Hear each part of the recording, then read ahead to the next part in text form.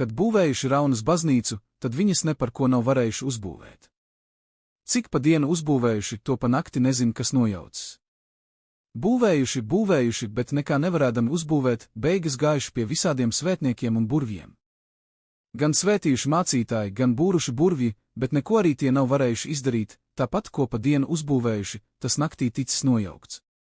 Beigās kāds devis padomu, lai izsludinot pa visu draudzi, kas vēlētos glabāt baznīcas atslēgas, un kurš nu tās apņemtos glabāt, to lai iemūrējot baznīcā, tad vairs tā nejukšot naktī nost, ko dienā uzmūrēšot. Izsludinājuši arī, bet neviens pirmajā reizē nav pieteicies.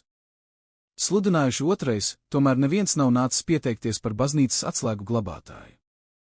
Izsludinājuši vēl trešreiz, un nu pieteikusies kāda jauna meita. To meitu tūliņ iemūrējuši dzīvu vienā baznīcas stūrī kādā mazā istabiņā.